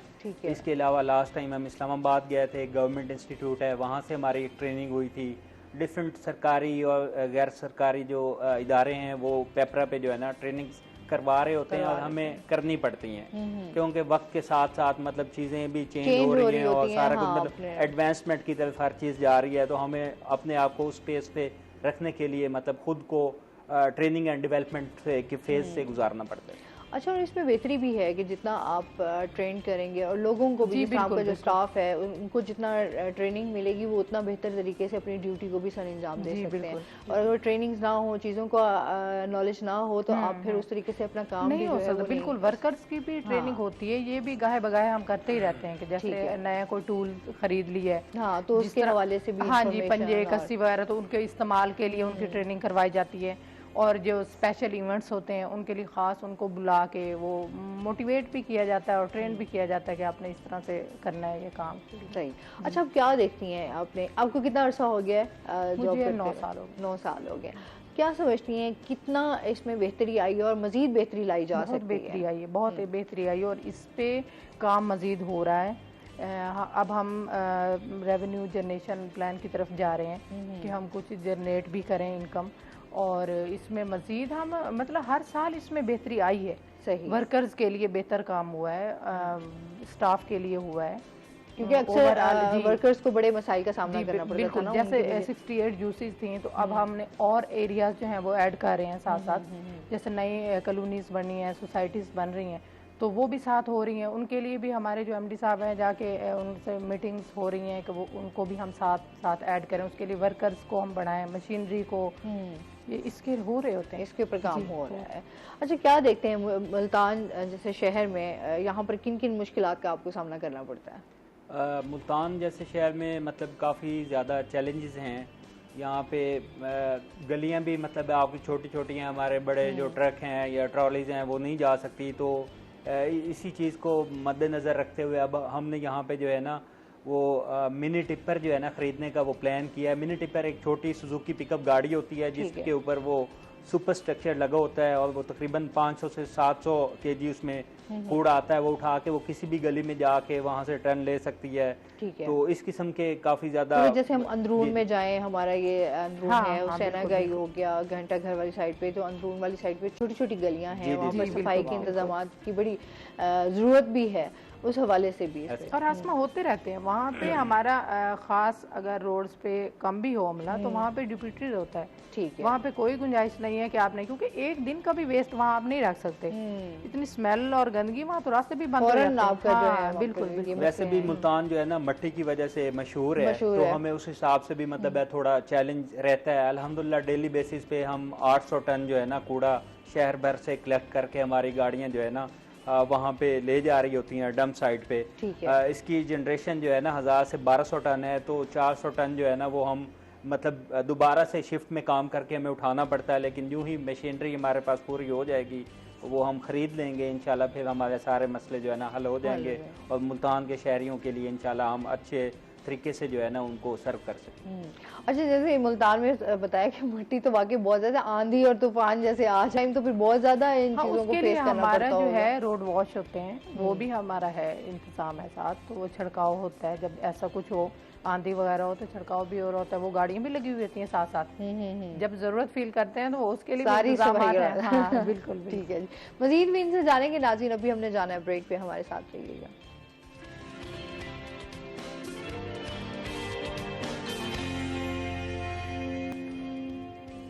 वेलकम बैक नाजरीन, रूही 10 में आपको खुश आमदीद कहते हैं। और ब्रेक के बाद जो है हमारे साथ एमडी वेस्ट मैनेजमेंट मौजूद हैं अमीर हसन कुरैशी साहब। अस्सलाम वालेकुम, कैसे हैं आप? ठीक ठाक हैं? वेलकम करते हैं अपने शो में आपको। कुछ मसरूफियत की वजह से ये ज़रा लेट हो गए और उसके साथ जो है हमारे साथ पहले आसिफ साहब और फरीहा हमारे साथ मौजूद थी, उनका बहुत शुक्रिया। अच्छा सर, जिस तरह हम ईद की बात कर रहे हैं तो मैं चाहूँगी कि आप एमडी हैं तो आप बहुत सारी चीज़ों को खुद सुपरवाइज कर रहे होते हैं, उस हवाले से बताइए कि क्या क्या इंतजामात किए जा रहे हैं? ईद पे जो है मुल्तान वेस्ट मैनेजमेंट कंपनी की बहुत अच्छी रिवायत है। मेरा एक पुराना एक्सपीरियंस भी है कि मैं इधर ही बैठा था आपके चैनल से ताउन से हमने 2018 में जो है वो क्लीनिनेस प्लान दिया था, तो मेरी इनसे बड़ी अच्छी शनासाई है फील्ड ऑपरेशन से, अपने ऑफिसर्स जो लोग फील्ड में काम कर रहे हैं स्पेशली। तो हम ईद क्योंकि एक स्पेशल इवेंट है, इसके अंदर जो वेस्ट जनरेशन है वो कई गुना बढ़ जाता है। मतलब अब हम जो एक्सपेक्ट कर रहे हैं वो 13,000 समथिंग जो है वो हमारा वेस्ट जनरेशन टन्स होगा। ठीक है। तो उसके लिए हमें ज़ाहिर है जिस तरह से जनरेशन होगी उसी के रिस्पांस में हमें उस तरह का ही एक स्ट्रेटेजिक प्लान देना होगा। हमने यूसी वाइज मशीनरी की इंस्टॉलेशन करनी है। ठीक है। अपने जो टेम्परेरी डंपिंग साइट्स हैं जो हम टेम्परेरी कलेक्शन करते हैं उनके पॉइंट्स हम बढ़ा देते हैं यूजुअली। ये भी ऑपरेशन का हमने एक नई इंट्रोडक्शंस करनी है ऑपरेशन सिस्टम में ताकि ये क्विक हो, क्योंकि यहाँ पे दो चीज़ें होती है, एक तो डिस्पोजल हो और दूसरा वो क्विक हो एट पर द सेटिस्फेक्शन ऑफ सिटीज़न, कि अगर आप काम भी करते हैं और वो क्विक डिस्पोजल नहीं होता, तो आपको पता है ईद एक त्यौहार होता है, उसमें लोगों ने छुट्टियां सेलिब्रेट करनी हैं, लोगों ने अपने बच्चों के साथ एंजॉय करना है, बाहर उन्होंने घूमना है, आपकी रोड साइड्स हैं, आपकी जो मतलब वेस्ट है अगर वो उधर पड़ा हो ईद के दिनों में और ईद के दूसरे तीसरे दिन भी पड़ा रहे और बाद में आप रिमूव भी कर दें, तो उसका जो है वो सिटीज़न आपका सेटिस्फाई नहीं होता। बिल्कुल ऐसे ही है। तो हमने ये प्लान किया है, हमने उसकी जो है वो रेंटल मशीनरी का हर साल एक स्पेशल एडिशन होता है और उसके अलावा हमारा अपना तो जो स्टाफ है और मशीनरी है that remains in the field. तो मैंने इस दफ़ा जो है मुल्तान को ईद से पहले यानी कि कल परसों तक जब ईद स्टार्ट होती है तो हमने उसको ज़ीरो वेस्ट करना है। Zero waste mean zero waste, ताकि हमारा बैकलॉग एकदम से ख़त्म हो जाए और सिटी शुड बी क्लीन। अब जो भी मतलब न्यू एडिशन आता है उसमें वेस्ट जनरेट होता है, तो होपिंग हमने अपने जो फील्ड ऑफिसर्स हैं उनकी ड्यूटीज़ भी लगाई हैं, हमने 15 अवेयरनेस कैंप भी लगाए हैं और उनको ये स्पेशल टास्क दिया है कि they should clean the Multan before the end of Eid. मतलब हम तीसरे दिन मुल्तान को बिल्कुल क्लीन कर देंगे। ठीक है। अच्छा, और कितने इसमें टोटल स्टाफ होगा आपका और उस पर कहाँ इंतजाम किए जाएंगे? हमारे पास जो है वो 2500 अबव जो है वो वर्कर है जो फील्ड में हमारा परफॉर्म करेगा, यानी कि जिसका एक्चुअली जो प्रैक्टिकल क्लीनलीनेस करता है और उसके हमने डिप्लॉयमेंट प्लान दिए हैं। हमने उसको 15 सेक्टर्स में ऑलरेडी डिवाइड किया हुआ है। तो हमने 15 जो है वो टेम्परेरी पॉइंट्स बनाए, यानी कि जो लोग हमारे गलियों में जाएंगे, पहले ये होता था कि हमारे टेम्परेरी पॉइंट्स जो है वो 6 थे, मतलब पहले 6 जगहों पे आके हम अपना वेस्ट कलेक्ट करते थे और फिर उसको उठाते थे। अब हमने कर दिए 16 और इस जगह पे अब हम जब रखेंगे तो हमें रिस्पॉन्सिबिलिटी भी बढ़ जाएगी। मतलब हम शहरियों का अगर 15 जगह पे हम उनको डिस्टर्ब कर रहे हैं टेम्परेरीली, तो हम ये प्लान करेंगे कि उसको फिर लिफ्ट भी वहाँ से कर दें। तो हमारे 2 प्लान्स पैरेलल चलेंगे, एक डिप्लॉयमेंट ऑफ पीपल, एक डिप्लॉयमेंट ऑफ मशीनरी और उसके ऊपर मॉनिटरिंग मैकेनिज्म, मतलब उन्होंने कितने ट्रिप्स किए हैं, वो कहाँ गए हैं। और उसके बाद हमारा जो तीसरा है वो लैंडफिल साइट तक उसको ले जाना और वहाँ पे जो है वो ट्रेंचेज लगाने, सही, क्योंकि ये वेस्ट जो है उसका डिस्पोजल एनवायरनमेंट फ्रेंडली भी हो। हाँ, मतलब हम ये भी नहीं कि जहाँ पे हम जाके वेस्ट डिस्पोज करें, हम उसको वैसे ही किसी ट्रेंच में हम उसकी ट्रेंचेज लगाते हैं। ठीक है। और उसके बाद हमारे जो है वो जो ऑफिसर्स हैं वहाँ के इंचार्ज जो इंश्योर करते हैं कि before the closure of the operation उन ट्रेंचेज में एक तो हमारा वेस्ट पहुँच जाए और दूसरा ये है कि उसके ऊपर सॉइल की लेयर है, उसके लिए हम अलहदा से हमने सॉइल भी अरेंज की है। ठीक है। और हम उस पर लेयर लगा के उसको बिल्कुल ओके कर देते हैं। हमारी स्पेशल क्लीनिंगनेस ड्राइव्स भी है। मतलब इन दिनों में हम देखते हैं कि जहाँ पे लोगों का जो फुटफॉल है वो ज़्यादा हो जाता है, मतलब जैसे ईदगाहें हैं, हाँ जी, जैसे आपके पार्क्स हैं, हाँ, जैसे आपके हिस्टोरिक प्लेसेस हैं, तो उन पे लोग आते हैं, वो एंजॉय करते हैं। हाँ, उसमें 2 हमारी रिस्पॉन्सिबिलिटी डबल हो जाती है। एक तो पीपल कम एंड जो फुटफॉल ज़्यादा होता है तो वेस्ट जनरेशन भी ज़्यादा होता है। बिल्कुल ऐसे ही है। और जब उसका वेस्ट जनरेशन ज़्यादा होता है, एक तो हमने क्विक, जैसे मैंने आपको पहले अर्ज किया कि एक तो उसका क्विक कलेक्शन करना है और दूसरा यह है वहाँ कंसंट्रेशन भी करना है। मतलब पहले अगर वहाँ 2 लोग काम करते हैं तो वी इंश्योर कि दे आर 4 नाउ, और रश बढ़ जाता है, वेस्ट जनरेशन ज़्यादा। हाँ, दूसरा ओवरऑल एक इम्प्रेशन भी देना है कि we have a beautiful city. तो वी ट्राई और कंपनी इज़ ट्राइंग, कंपनी को बहुत क्रेडिट जाता है। तो मेरा भी I am serving as additional deputy commissioner revenue Multan. तो because I had a good experience with the company regarding this cleanliness plan, तो मुझे एक दोबारा आई अप्रिशिएट कि मुझे एक दोबारा चांस मिला है कि आई शुड कम। और मुझे ये बहुत एंजॉय करता हूँ इस वर्क को, specially when people take a sigh of relief due to you, कि ये इस तरह से आपको एनवायरनमेंट को बेहतर बनाने की कोशिश करते रहना चाहिए। It's the duty of every human being on earth. तो मदर अर्थ जो है वो रिक्वायर करती है कि हम उसके साथ बिहेव करें। हम सिटीजन्स को भी आपके रेफरेंस से बल्कि आपके चैनल से मैसेज देंगे। जी, अच्छा, कुर्बान गाहें कहाँ कहाँ बनाई गई हैं, कितनी हैं, उसके हवाले से जो भी मेजर बताइए। कुर्बान गए हैं उनकी हमारे पास लिस्ट आ जाती है यूजुअली ईद से पहले, जहाँ पे लोग इकट्ठे होते हैं और जो एनिमल सेक्रीफाइस करते हैं वो स्पेशल प्लेसेस जैसे किसी गांव में, किसी मोहल्ले में, किसी ईदगाह के बाहर, उन पे हमने ऑलरेडी स्पेशल अरेंजमेंट कर दिया। और दूसरा उसकी उसमें एक पिक्यूलियर बात जो अभी हम मैसेज डिसमिनेट भी करेंगे आपसे, क्योंकि अभी वेदर सीजन ज़रा फोरकास्ट बता रहे हैं, रेनी वेदर भी हो सकता हाँ, है, बारिशों का भी है बारिश सिलसिला हो अभी। सकती हाँ है। जी, बिल्कुल। तो हमने जो शॉपर्स दिए हैं वो बायोडिग्रेडेबल, तो वो हमने स्पेशल उसकी परचेज़ की है और लोगों को उसमें एजुकेट भी करना है हमने कि वो उन शॉपिंग बैग में अपना वेस्ट डालें, ताकि अगर बारिश में उन्होंने बाहर फेंक दिया तो हमें डबल जेबर्डी पड़ जाएगी, हमारा वर्कर भी परेशान होगा, उनको हमें भी फैसिलिटेट करना चाहिए। सिटीजन्स को हम ये मैसेज देंगे कि हमने उनको शॉपर देने हैं और जब वो सपोज बारिश हो रही होती है तो वो उसको गली में ना फेंकें।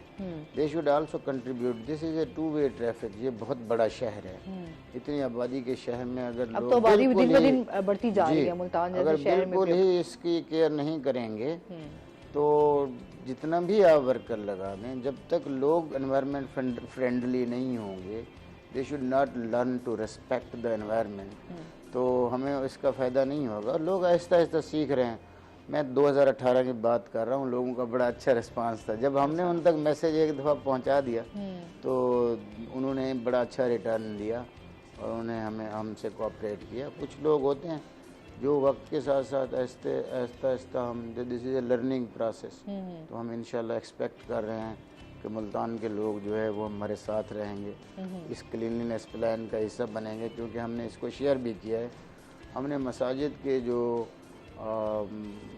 इमाम साहिबान हैं उनको मैंने ख़ुद अपने हाथ से ख़त लिखा है, उनको बताया है कि लोगों को खुतबे में भी बताएं कि उनको सफाई का ख्याल रखना चाहिए, ईद पे किस तरह से एक चूँकि ये अवेयरनेस है ना, एक अवेयरनेस आपने पहुंचानी है बिल्कुल लोगों ऐसे। तक। जी। इसके अलावा हमने अपने फील्ड स्टाफ में भी सारी इंफॉर्मेशन दी है, उनको बताया है। लोग अभी हमें almost, this is very astonishing कि हमारा फील्ड वर्कर जानता है कि किस घर में अब कुर्बानी होनी, क्योंकि उसने काम करना है, वो चार्ज हुआ है वर्कर हमारा, उसका बहुत अच्छा लेवल है, वो सर्व करना चाहता है, क्योंकि उसको लोगों को ये भी मैसेज मैं आपके चैनल के ताउन से दूंगा कि उसकी रिस्पेक्ट करें। वो गली में है, क्योंकि ये दे पीपल आर रिस्पेक्टेबल।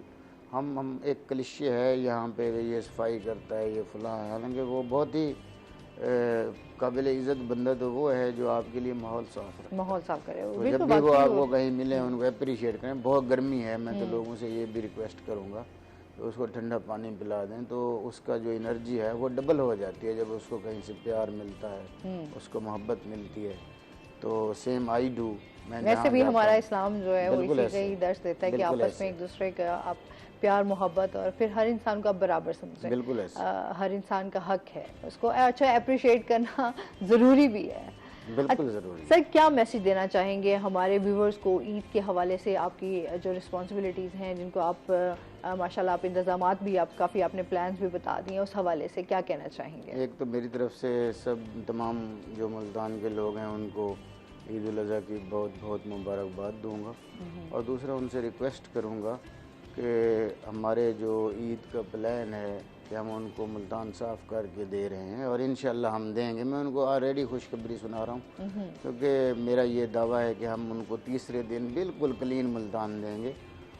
लेकिन उनसे भी रिक्वेस्ट है, पहली तो मैंने ऑलरेडी कह दिया कि जो भी उनका वेस्ट है ईद पर स्पेशली जनरेट होता है, वो उसको जो हमने उनको शॉपर दिया हुआ है वो स्पेशल पर्पज़ है, उसका कोई और यूज़ नहीं है, उसको इस्तेमाल करें, उसको जो है वो रख दें अपने घर के बाहर। हमारा वर्कर आएगा और उसको उठा के चला जाएगा। ठीक है। अगर वो अपना जो वेस्ट है वो बाहर गली में फेंकते हैं, वो अपने शहर से भी ज़्यादती करते हैं और हमें भी वो डबल मुश्किलात का सामना करना पड़ता है। मुश्किल में डालते हैं कि पहले हम उसको, मतलब है कि हमारा फील्ड वर्कर जाएगा, उसको कलेक्ट करेगा, फिर शॉपर में डालेगा।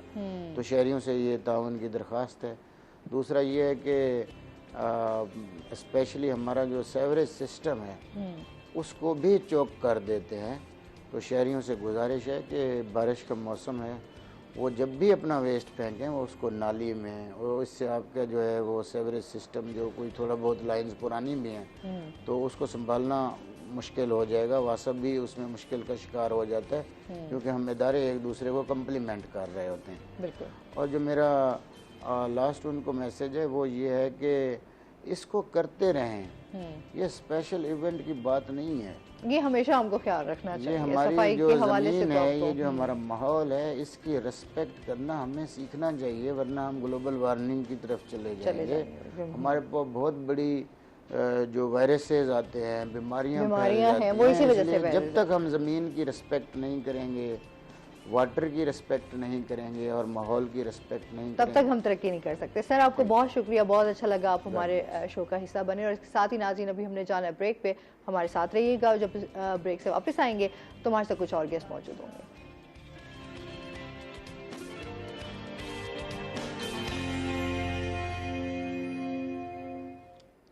वेलकम बैक नाजरीन, रोही एट 10 में आपको खुश आमदीद कहते हैं। और ब्रेक के बाद हमारे साथ गेस्ट हैं, उनका तारुफ करवा देती हूँ। प्रोफेसर डॉक्टर अब्दुल कद्दूस सुहेब साहब हमारे साथ मौजूद हैं, जो कि इस्लामी स्कॉलर हैं। अस्सलाम वालेकुम। वालेकुम सलाम। कैसे हैं आप? अल्हम्दुलिल्लाह ठीक ठाक। आप सुनाएं? ठीक है। वेलकम करते हैं अपने शो में आपको। बहुत और एक शुक्रिया। बड़ी अरसे बाद आपसे मुलाकात, रमजान के बाद आज मुलाकात हो रही है, ईद उल अज़हा के मौके पे। हाँ जी बिल्कुल। और इसके साथ ही जो हमारे दूसरे गेस्ट हैं वो हैं जी एहसन अली जंजुआ साहब, जो कि नात खां हैं। अस्सलाम वालेकुम, कैसे हैं आप? ठीक हैं, वेलकम करते हैं अपने शो में आपको। सर सबसे पहले तो हज की बहुत बहुत मुबारक हो आपको, और ईद अब बिल्कुल ही करीब है। पूरी उम्मत मुस्लिमा को मुबारक हो। यौम हज है आज यौम अरफा है, यानी हज का दिन है, और सारे लोग आज हज कर रहे हैं। मुसलमान तकरीबन लाखों इंसान हैं जो इस वक्त हज अदा कर रहे हैं। बिल्कुल हज की ऐसे रस्म। ही है। अच्छा, आज हमारा जो टॉपिक है नाज़रीन आपको बता दें कि आज हम कुर्बानी के हवाले से बात करेंगे कि फ़लसफ़ा कुर्बानी क्या है, इसका मकसद क्या है, असल जो मकसद है इसका, उस हवाले से बात करेंगे। इस्लामी तालीमात क्या हैं, और इसके साथ जो है एहसन साहब हमारे साथ मौजूद हैं, तो इनसे हम नात रसूल मकबूल सल्लल्लाहु अलैहि वसल्लम भी साथ साथ सुनेंगे। अच्छा सर, सबसे पहले तो कुर्बानी के हवाले से हम बात करेंगे कि फ़लसफ़ा कुर्बानी क्या है। जी, बिस्मिल्लाहिर्रहमानिर्रहीम, अल्हम्दुलिल्लाह रब्बिल आलमीन, वस्सलातु वस्सलामु अला रसूलिन नबिय्यिल करीम, खातमुल अंबिया वल मुरसलीन। अल्लाह सुब्हानहु तआला ने इंसान को बड़ा अशरफुल मखलूक बनाया और इस कायनात के अंदर भेजा, और इंसानों की हिदायत के लिए अंबिया और रसूलों को भेजा। तो अल्लाह ताला ने अपने जो बहुत प्यारे, बहुत ही महबूब नबी और रसूल हज़रत इब्राहीम अलैहिस्सलाम को इस दुनिया में जब भेजा, तो उनके साथ कुछ ऐसे प्यार और मोहब्बत की बातें की, कुछ ऐसी आजमाइशें की उनकी कि जिससे उनके मकाम और मर्तबे को बुलंद करना था जी। तो उसी फ़लसफ़े के अंदर, यानी जो उनके साथ अल्लाह सुब्हानहु तआला का अपने नबी हज़रत इब्राहीम अलैहिस्सलाम के साथ जो ताल्लुक़ था, उसमें से एक वाक़या ये है कि उनके एक बीवी, उनकी अहलिया हज़रत हाजरा में से एक बेटे हुए हज़रत इस्माइल अलैहिस्सलाम, बाद में अल्लाह के रसूल बने। तो वो जब बच्चे थे तो हाजरा को हुक्म हुआ कि आप इब्राहीम इनको ले कर ना मक्का मुकरमा चले जाएं और इनको वहाँ छोड़ आएँ, और आपने वापस आ जाना फ़लस्तीन, क्योंकि आपकी दूसरी बीवी जो थी, बड़ी बीवी सारा जो थी, वो जो फ़लस्तीन में थी। तो हाजरा का ताल्लुक़ फ़लस्तीन से था, उनको हिजरत पे भेज दिया। तो वो वहाँ से जब उन्हें मक्का छोड़ आए तो बचपन में वो वहीं थे, तो पले बड़े, ये जो सारा हज के हम देखते हैं जो तवाफ़ है, सही है, और उसके बाद जब वो बड़े हुए और उनकी उम्र बाज़ रिवायात में आती है कि 10 साल, बाद में 11 साल हुई, तो हज़रत इब्राहीम अलैहिस्सलाम ने ख्वाब देखा कि मैं अल्लाह के रास्ते में अपने बेटे को ज़िबा कर रहा हूँ, मैं इस्माइल को कुर्बान कर रहा हूँ। तो परेशान हुए, सुबह उठकर ऊँट कुर्बान कर दिए। फिर अगले दिन फिर यही ख्वाब देखा, फिर यही ख्वाब देखा। यही रिवायात में आता है कि 3 दिन मुसलसल ये ख्वाब देखते रहे। तो फिर चौथे दिन कहा कि इस ख्वाब की ताबीर ये नहीं जो मैं कर रहा हूँ, ये तो इस्माइल की कुर्बानी है। इस्माइल को ये बात की। अब ये वो गुफ्तगू है जो फ़लसफ़ा कुर्बानी है कि बाप अपने बेटे को, और वो भी एक अकलौता बेटा, हाजरा में से एक ही बेटा हुआ इस्माइल, उस अकलौते बेटे को, उस 10-11 साल के बच्चे को बाप कह रहा है कि बेटे अल्लाह ताला ने मुझे ख्वाब ये दिखाए हैं और तीनों दिन मैंने ये ख्वाब देखा है और मैंने इसके जवाब में कुर्बानी भी की है, ऊँट भी ज़िबा किए हैं, लेकिन अल्लाह ताला को वो ऊँट की जो कुर्बानी है वो कबूल नहीं कबूल है, नहीं। ये तुम्हारी कुर्बानी है। तो अब देखिए बाप ये बात अपने बेटे से कर रहा है। कोई बाप अपने बेटे से ये कहे कि बेटा मैं तुझे अल्लाह के रास्ते में कुर्बान करता हूँ, कहेगा बाप आप अपना जहन को ज़रा ठीक करें या अपने ख्यालात को ठीक करें, आपको कुछ हो गया है, कोई आपको ना गलतफहमी हुई है। तो बेटा आगे से कहता है कि वालिद मोहतरम अगर आपने ये ख्वाब देखा है और ये सच्चा ख्वाब है तो फिर अल्लाह की रज़ा इसी में है, तो मैं इस पर राज़ी हूँ। आप अल्लाह की रज़ा के लिए मुझे अल्लाह के रास्ते में कुर्बान कर दीजिए। अल्लाह अकबर। अल्लामा इकबाल कहता है कि जब ये मकालमा हो रहा था ना बाप बेटे के दरमियान, तो फरिश्ते भी हैरान थे। कि इकबाल कहता है कि फरिश्ते भी परेशान खड़े थे।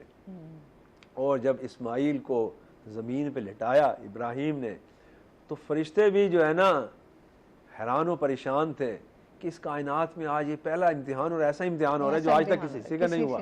बिल्कुल ऐसे। यानी किसी नबी से अल्लाह सुब्हानो व तआला ने कभी ये मुतालबा नहीं किया कि अपने लख्त जिगर को, अपने बेटे को मेरे रास्ते में आकर पेश कर दो। बिल्कुल। तो वो इकबाल के अशार हैं। इस वक्त मैं कहूँ तो उन्हें तो वो इकबाल कहता है कि उस वक्त जो है ना पूरी कायनात में एक सख्ता तारी हो गया।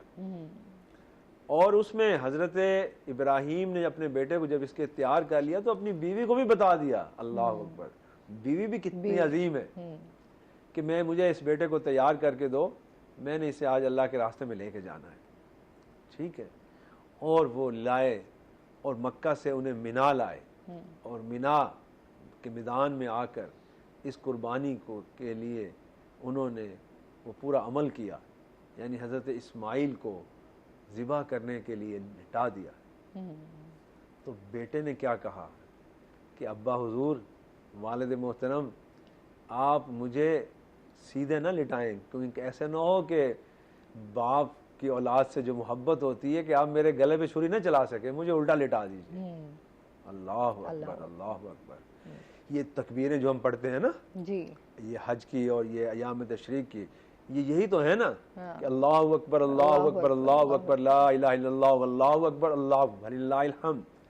अब ये क्या है? अल्लाह सबसे बड़ा, अल्लाह बड़ा कि अल्लाह के लिए अपने बेटे को पेश कर दिया और छुरी चलाने लगे। बस अल्लाह ने कहा बस इब्राहिम तुम कामयाब हो गए, इस्माइल कामयाब, इब्राहिम कामयाब। ये अल्लाह ने अपने इन दोनों बंदों को कामयाब करार दे दिया। ये था वो फलसफा, ये थी वो कुर्बानी की रस्म, ये सुन्नत इब्राहिमी, सुन्नत खलीलुल्लाह कि इसलिए आपको खलीलुल्लाह कहते हैं, अल्लाह का दोस्त कहते हैं कि अल्लाह का दोस्त अपने दोस्त के सामने, अपने महबूब के सामने अब हर चीज पेश कर रहा है। बिल्कुल। पहले हिजरत करके लाए, बीवी और छोटे से बेटे को मक्का छोड़ गए। जब मक्का में आबादी हो गई, अल्लाह का घर तामीर हो गया, बैतुल्लाह खड़ा करना था, तो हुक्म हुआ कि इसको ज़िबा कर दो। तो जब ज़िबा करने के लिए पेश कर दिया तो अल्लाह ने फिर वो जन्नत से फरिश्ते को भेजा जिसकी ड्यूटी थी। उसने इब्राहिम अलैहिस्सलाम की वो छुरी रोक कर उसके नीचे दुम्बा लिटा दिया। जो भेड़ थी, ये दुम्बा था, जो आता है कि जन्नत से एक आया भेड़, तो उसे आपने दुम्बे को ज़िबा कर दिया और हज़रत इस्माइल को सलाह के साथ खड़ा कर दिया। ये अल्लाह ने इम्तिहान लेना था। ये है वो फ़लसफ़ा कुर्बानी जो आपने पूछा है। हाँ। इस फ़लसफ़े के अंदर अब हमारे लिए क्या है कि अल्लाह के रास्ते में अल्लाह के बंदे अपनी मताए अजीज़ भी कुर्बान कर देते हैं। और आज देखें हमारे मुआशरे में बाप बेटे की नहीं बनती जी, औलाद की बाप की बात मानने के लिए तैयार नहीं है। एहसान का सलूक तो बड़ी दूर की बात रहा, वबिल वालिदैन एहसाना। यहाँ औलाद माँ बाप से नहीं और माँ बाप औलाद के साथ नहीं है। मादियत का दौर है, मसाइल हमारे, और सबर हमारे, मजहबी हो या गैर मजहबी लोग हो, हर जगह यही हाल है। तो आइए हम इस फलसफा कुर्बानी को समझें। ये इतने लाखों जो करोड़ों जानवर हम ज़िबा करते हैं ना, ये तो एक इस्तिआरा है, ये तो एक तमसील है। बिल्कुल ऐसे ही है। असल चीज क्या है? वो जज्बा, वो आपके अंदर वो एहसास, वो कुर्बानी कि आप अल्लाह के रास्ते में अपनी मताए अजीज भी कुर्बान करने के लिए तैयार हों। बिल्कुल, जो कुर्बानी का असल मकसद है मकसद उसको ये समझना वो है अल्लाह के रास्ते में अपनी मताए अजीज को कुर्बान करना, अपने जिगर गोशे को अल्लाह के सामने, लख्ते जिगर को अल्लाह के सामने पेश कर देना जी। और इसके लिए बाप का हाथ भी ना रुके और बेटा भी तैयार हो इसके लिए। बिल्कुल, बड़ी बहुत खूबसूरती से आपने इसको बयान किया। और इसके साथ ही जो है हमारे साथ एहसन भी मौजूद है, इनसे नाते रसूल मकबूल सल्लल्लाहु अलैहि वसल्लम सुनेंगे। अच्छा, ये मौका भी ऐसा होता है ना यहाँ पर तो हर आप उसमें सरूर में महव हो जाते हैं। बिल्कुल ऐसे ही। अच्छा सर, जिस तरह कुर्बानी के हम असल मकसद की बात कर रहे हैं, हम उस कुर्बानी के असल मकसद से तो कहीं बहुत पीछे रह गए हैं। बिल्कुल, क्या कहना चाहेंगे आप इस बारे में? देखिए, असल जो कुर्बानी का मकसद था, जो हज़रत इब्राहीम अलैहिस्सलाम, हज़रत इस्माइल का हमारे सामने है, और फिर उसी सुन्नत को रसूल पाक सल्लल्लाहु अलैहि वसल्लम ने जारी रखा मदीना शरीफ में आके जी। और इसके बाद जितने भी अम्बिया आए, हज़रत इब्राहीम के बाद जितने भी अम्बिया आए, उन सब के यहाँ कुर्बानी रही। बनी इसराइल के यहाँ जो कुर्बानी का सिलसिला वो स्टार्ट जारी रहा जी। कि अल्लाह के रास्ते में अपनी चीज़ों को कुर्बान किया जाए, अपने माल को इन्फाक फी सबिलिल्लाह करके, अपने जानवर को। तो ये जो 10 ज़िलहिज को हम करते हैं, ये तो सुन्नत इब्राहीमी है जी। और इसलिए कि हमारे रसूल पाक हज़रत मोहम्मद मुस्तफ़ा अहमद मुश्तबा सल्लल्लाहु अलैहि वसल्लम ने भी अपने दादा, अपने जद्द अमजद हज़रत इब्राहीम अलैहिस्सलाम ही की सुन्नत को जारी रखा और आप मदीने में जानवर ज़िबा करते थे। और इसका जिक्र कुरान मजीद के अंदर भी है। देखिए, असल जो कुर्बानी है वो हज के साथ भी है।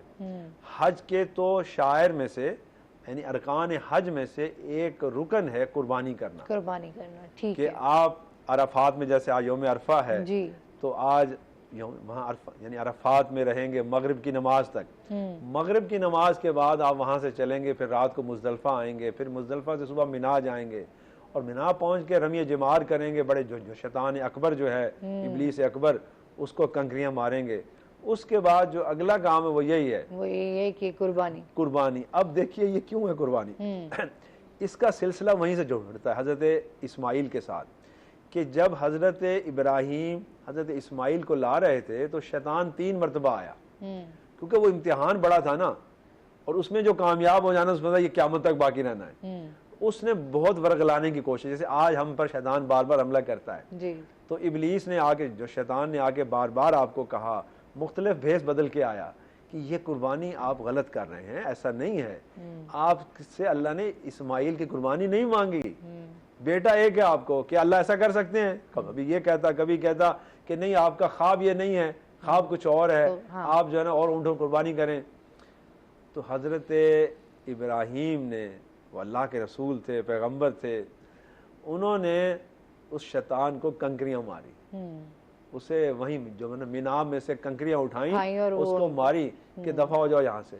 वो पहचान गए इब्लीस है और मुझे इस बड़े काम से रोकना चाह रहा है। तो 3 दफा आया और तीनों दफा आपने कंकरियाँ मारी। तो अल्लाह ने भी हुक्म दिया हाजियों को कि हाजियों मिना जाओ और मिना जाकर इस इब्लीस को जो तुम्हारे पीछे पड़ा, बल्कि तुम्हारे अंदर है, इसको बाहर निकालो, इसे कंकरियाँ मारो, इसे बाहर निकालो, इससे नफरत का इजहार करो। ये भी सुन्नत इब्राहीमी जो हम करते हैं जी। अरकान हज, बल्कि हज हजरत इब्राहीम अलैहिस्सलाम के जारी करता है ना जी। तो इसी तरह हजरत इब्राहीम की सुन्नत को वहाँ जब जारी करते हैं, उसके बाद आकर हाजी के लिए वाजिब है, फर्ज है हाजी के लिए कि वो जानवर ज़िबा करे, उसके बाद अपने सर के बाल मुंडाए और इहराम खोल दे। तो अब यहाँ जो लोग हज नहीं कर रहे, वो जो कुर्बानी कर रहे हैं, हाँ। वो सुन्नत इब्राहीमी भी अदा करते हैं और सुन्नत मोहम्मद सल्लल्लाहु अलैहि वसल्लम भी है अदा करते हैं, क्योंकि रसूल सल्लल्लाहु अलैहि वसल्लम ने इसी सुन्नत के इत्तिबा में ये सुन्नत जारी की। सुन्नत इब्राहीमी के इत्तिबा में आपने मदीना में हर साल एक जानवर ज़िबा किया करते थे। और जब आपने हज किया तो फिर तो आपने 70 ऊँट ज़िबा किए, बाद में 100 ऊँट ज़िबा किए। तो ये जो कुर्बानी है, ये इसलिए है कि हम अल्लाह के रास्ते में जानवर ज़िबा करके अल्लाह के साथ अपने ताल्लुक़ को मजबूत करें और उसका तकवा हासिल करें। यही सूरत हज की आयात है जिसमें अल्लाह सुब्हानहू व तआला ने तकवे की बात की है जी। कि तकवा मुझे हासिल होता है, मुझे तुम्हारे जानवरों का खून और गोश्त नहीं पहुँचता, मुझे सिर्फ दिलों का तकवा पहुँचता है। ये आयत का सही तर्जुमा ये है। हम कि गोश्त जा रहा है, बकरा जा रहा है, हमने अल्लाह ताला फरमाते हैं कि मुझे तुम्हारे जानवरों का खून और गोश्त नहीं पहुंचता, मुझे तुम्हारे दिलों का तकवा पहुंचता है कि आप कितनी खुश दिली से और आप मुझे हैं, और राजी दिल करने के अंदर कितना अल्लाह का मोहब्बत है, अल्लाह के साथ ताल्लुक है, अल्लाह का डर है, खौफ और है, बिल्कुल। तकवा क्या है, अल्लाह की नाफरमानी से बचने का कितना जज्बा है। अगर ये नहीं है, महज लोगों को दिखलावा है कि मैंने इतना बड़ा जानवर किया और मैंने इतना बड़ा जानवर किया, और जानवरों की रेस लगी हुई है, और खूबसूरत जानवर किसका है, और ये अच्छा नहीं है। यानी देखिए, ऐब बेऐब होना चाहिए जानवर। एक उसकी उम्र है 1 साल का हो, या गाय के लिए कि 2 साल की हो, ठीक है, ये तो वो चीजें हैं ना जो बुनियादी तौर पे जरूरी है। असल इसके अलावा जो है बाकी जज्बा है, वो जज्बा आज हमारे अंदर पैदा हो जाए। काश कि आज उम्मत मुस्लिमा, हम यानी मुझ समेत हम सब अपने अंदर ये जज्बा पैदा करें कि हम अल्लाह के रास्ते में माल भी खर्च करें, जानवर भी ज़िबा करें, और अल्लाह के आगे अपने नफ्स को झुका देना, अपनी ख्वाहिश नफ्स को अल्लाह के ताबे कर दें, और अल्लाह के सामने मुकाबले के लिए ना आए। हम क्या करते हैं, जानवर भी ज़िबा करते हैं, कुर्बानी भी करते हैं, अल्लाह के साथ मुकाबला भी कर रहे हैं, अल्लाह के अहकामात को तोड़ भी रहे हैं, वालिदैन की भी नाफरमानी कर रहे हैं, बुजुर्गों के साथ बेअदबी भी कर रहे हैं, गौराबाज जो मसाकीन को झिड़क भी रही हैं, उनके साथ भी अच्छा सलूक नहीं कर रहे। सूदी निज़ाम को भी हमने जारी रखा हुआ है, सूदी निज़ाम के अंदर भी हम खुश हैं, खुशहाल हैं बल्कि, और मुआशरे के अंदर जराइम भी कर रहे हैं, गलत काम भी कर रहे हैं, बदउनवानी भी कर रहे हैं, करप्शन भी कर रहे हैं। तो फिर ये सारे काम करने के बाद इस कुर्बानी से कुछ हासिल नहीं होता। बिल्कुल। एक कॉलर हमारे साथ मौजूद है। अस्सलाम वालेकुम। जी, खिजर हयात हमारे साथ मौजूद है, क्या कहना चाहेंगे? जी जी, वालेकुम सलाम। ये जो सालों रिटायर होते हैं, मैं भी रिटायर हुआ हूँ पिछले महीने गवर्नमेंट से, लैब महकमा से। जी जी। तो ये जो रिटायर होते हैं तो उसके बाद कौमी बचत में जो ये स्कीमें चल रही है, मतलब इतने % पे, इतने % पे, या डबल, या बदली, क्या क्या चल रहा है, ये जो लेना है, मतलब उसका मुनाफा लेना जायज है? हाँ जी, सर आपसे क्वेश्चन है। देखें जी, रिटायरमेंट के बाद आप अपनी जो जमा पूंजी है या जो आपको बेनिफिट मिले हैं, आप उनकी हिफाजत के लिए कोई भी अकाउंट बैंक जो है उसमें रखेंगे ना। हमारे यहाँ सारा जो बैंक का निज़ाम चल रहा है वो सूद के ऊपर है, मार्कअप है, इंटरेस्ट है, ठीक है, उससे तो आप जान छुड़ा नहीं सकते। तो इसके 2 हल हैं जी आपके पास। पहला हल तो ये है कि आप किसी इस्लामी बैंक के अंदर अकाउंट खोल लें, और इस्लामी बैंक से माहाना उसका जो है ना प्रॉफिट, जो मुनाफा ले, तो वो तो बिल्कुल शरन जायज़ है, ठीक है। दूसरी ये है कि अगर आपको कोई अपना इस्लामी बैंक नहीं मिलता या ये पसंद नहीं आता, तो फिर मरकज़ कौमी बचत, क्योंकि हुकूमत पाकिस्तान का है, महफूज सरमायाकारी है, तो बामरे मजबूरी, क्योंकि आप कुछ और नहीं कर सकते, आप रिटायर्ड हैं, तो आप अपनी उस जमा पूंजी की हिफाजत के लिए हुकूमत पाकिस्तान के इस मरकज़ कौमी बचत में जब सरमाया जमा करा देंगे तो उससे नफ़ा आपको आएगा माहाना तौर पर, ठीक है। तो वो आप जैसे जो रिटायर्ड या बुजुर्ग लोग हैं उनके लिए तो किसी हद तक यानी इजाजत है उसकी। अच्छा, इजाजत है उसमें रिलीफ कि है। ऐसे लोग कि जो और कुछ नहीं कर सकते ना, अगर वो पैसा उठा के किसी को कारोबार के लिए दें तो डूब जाएगा वहां पे। सही। यहाँ प्राइवेट कारोबारों में जब भी आपने इन्वेस्टमेंट किया है ना, तो रिटायर्ड आदमी का पैसा वो वापस नहीं आता फिर। या तो आप खुद कुछ कर सकते हैं, कारोबार कर सकते हैं, बिजनेस कर सकते हैं, तो फिर तो आप खुद कर लें, ठीक है। लेकिन अगर आप नहीं कर सकते, बूढ़े हैं, ज़ईफ हैं, और कुछ बीमार लोग होते हैं, हाँ, कुछ बेवा औरतें होती हैं, तो उनके लिए फिर मरकज़ कौमी बचत में ही पैसा रखना, उसकी हिफाजत क्योंकि वहाँ बेहतर होती है, तो वो फिर दुरुस्त है। यानी इस तरह उन्हें इजाज़त है, ये आखिरी स्टेज है। तो इस तरह के जो अगर प्रॉफिट वाले पैसे होते हैं तो उनसे कुर्बानी करना जायज़ है? प्रॉफिट जो आ रहा है वो आपके लिए, आप खाने पीने पे भी खर्च कर रहे हैं, आप वो अपनी ज़रूरियात पे भी खर्च कर रहे हैं, तो उसके अंदर जो आप इन्फाक करेंगे, जो ज़कात भी आप उसी में से देंगे, तो बेहतर तो ये है ना कि आप किसी इस्लामी बैंक में रख लें, ठीक है। अगर इस्लामी बैंक पर आपको नहीं पसंद या आपका एतमाद नहीं है, तो फिर आपके लिए जो भी रास्ता है वो यही है। इसलिए हम जाते हैं ओवरऑल जब तक सिस्टम तब्दील नहीं होता, देखिए इसमें फर्ज जिम्मेदार नहीं है, ये मेरी राय, फर्ज जिम्मेदार नहीं है, पूरा निज़ाम इसका जिम्मेदार है। तो इसलिए ये अगर इस पर कोई गुनाह होगा तो वो पूरे सिस्टम को होगा, जिस सिस्टम को चला रहे हैं, ठीक है जी। मजीद फर्ज जिम्मेदार नहीं है। सही। इसमें मजीद भी हम बात करेंगे। नाज़रीन, अभी हमने जाना है ब्रेक पे, हमारे साथ रहिएगा।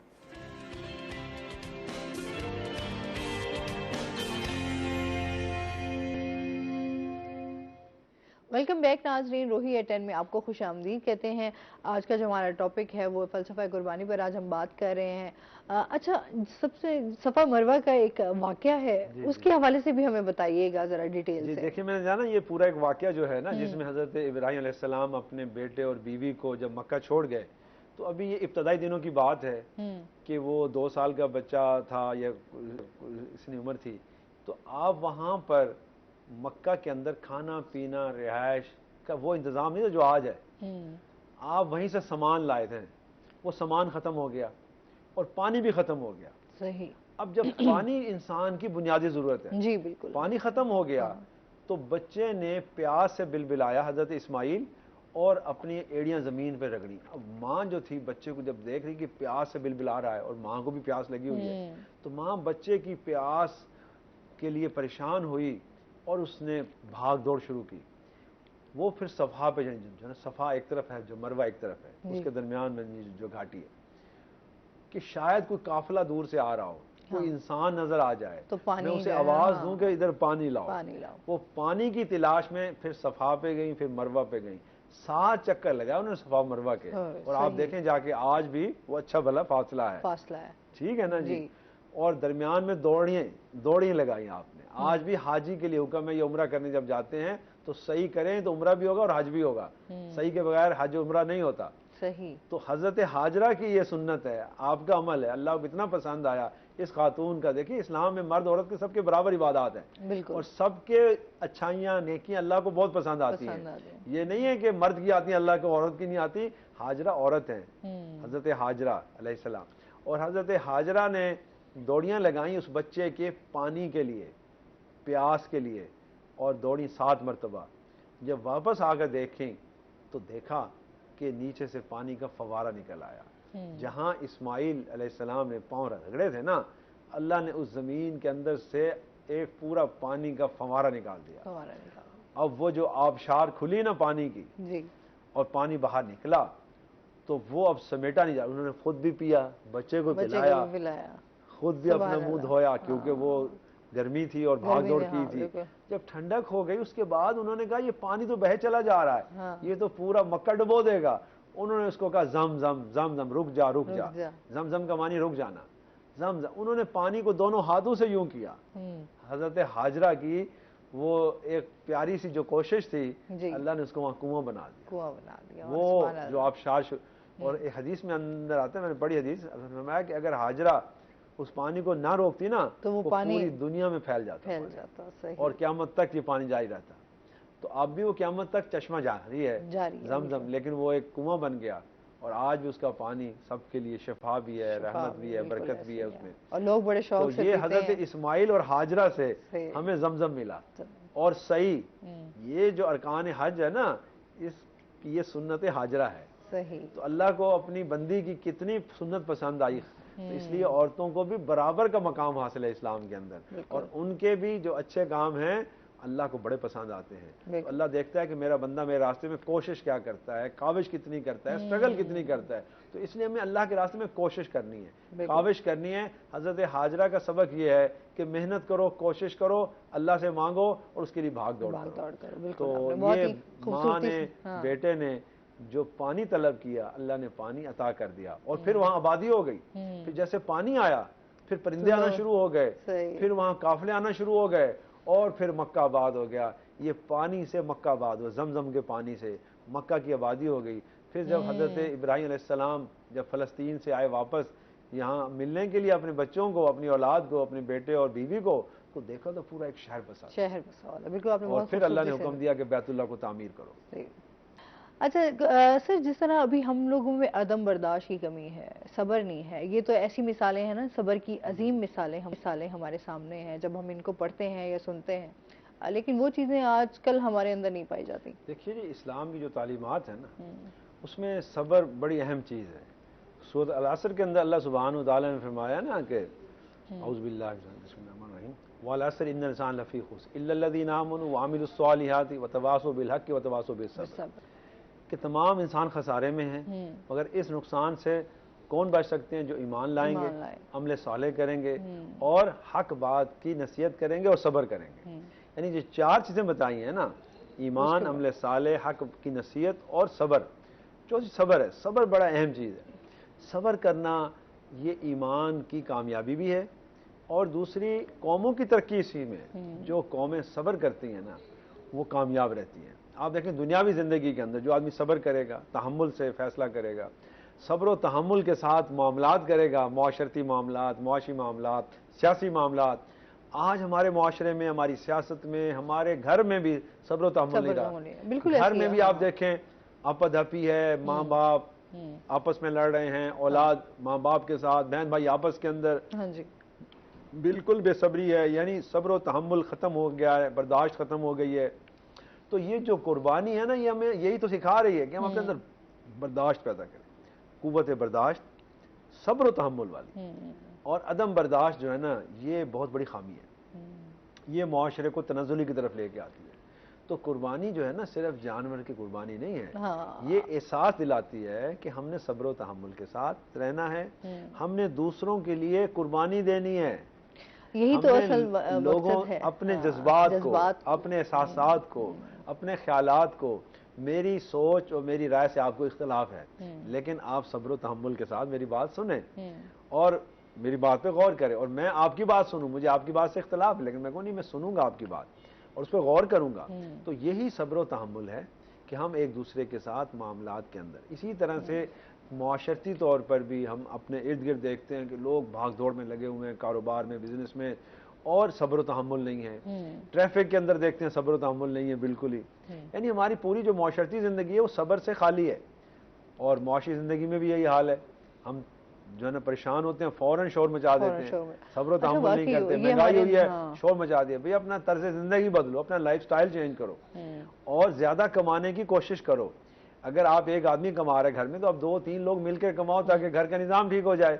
तो सब्र और तहम्मुल भी ज़रूरी है और हमें अपने अंदर दूसरों के लिए एहसास पैदा करना है। जो जज्बा एहसास है ना कुर्बानी का, वो हमारे माशरे से बिल्कुल ही उठ चुका है, उसका फुकदान है। तो आइए हम आज ईद के इस मौके के ऊपर ना, जहाँ जानवरों की जो कुर्बानी की बात करते हैं, वहाँ अपने जज्बात की कुर्बानी, अपने एहसासात की कुर्बानी भी दें और लोगों को ये समझाएं और खुद भी पहले अमल करें। कि पहले खुद भी उसमें अमल करें कि हम जो है वो लोगों की बात को सुनेंगे सब्र और तहम्मुल के साथ, बर्दाश्त के साथ। और अल्लाह ताला से हमें ये दुआ करनी चाहिए कि हमारे अंदर सब्र और तहम्मुल पैदा करें और हमें सब्र की नेमत अता फरमाएं, क्योंकि सब्र बहुत बड़ी नेमत है।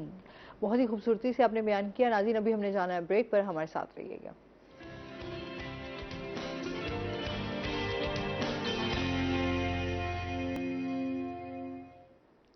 वेलकम बैक नाजरीन, रोही एट10 में आपको खुश आमदीद कहते हैं। अच्छा सर, आपसे ये भी जानना चाहेंगे, जो कुर्बानी के हवाले से चीज़ें होती हैं, इस्लामी तालीमात हैं, उसके हवाले से भी हमारे व्यूवर्स को बताइए क्या क्या तालीमात दी जाती हैं कुर्बानी के हवाले से। देखिए, कुर्बानी के लिए ये है कि जो जानवर आप ज़िबा कर रहे हैं वो रिज़्क़ हलाल का हो, यानी आपने रिज़्क़ हलाल से कमाई में से जानवर खरीदें, बेऐब हो। उसके लिए है कि बकरा जो है 1 साल का हो, गाय जो है वो कम से कम 2 साल की हो, ये दुम्बा या जो भेड़ होती है वो 6 माह से ज़ायद हो, तो वो भी उसमें काबिल कबूल है। ठीक है। तो असल चीज़ क्या है कि उसमें वो जो जानवर आप ज़िबा करें अल्लाह की रज़ा के लिए, और नमाज ईद के बाद बाकी अइम्मा नज़दीक करते हैं और इमाम जाफ़र सादिक के नज़दीक जो है वो जो नमाज से पहले भी आप ज़िबा कर सकते हैं। ठीक है। तो मतलब नमाज से पहले भी ज़िबा कर सकते हैं, नमाज के बाद ही अशरी हमारा है ना। अच्छा, ठीक है। उनके यहाँ नमाज ईद से पहले जो जानवर ज़िबा होते हैं उसके बाद नमाज ईद पढ़ी जाती है। ठीक हो गया। तो ये जो अहले सुन्नत के हमारे जो चारों हैं फुक़हा, इनके यहाँ वो ये है कि पहले नमाज ईद अदा करेंगे, हम ईद की नमाज पढ़ने के बाद जानवर को ज़िबा करेंगे। ठीक है। तो ये दोनों तरीके चल रहे हैं।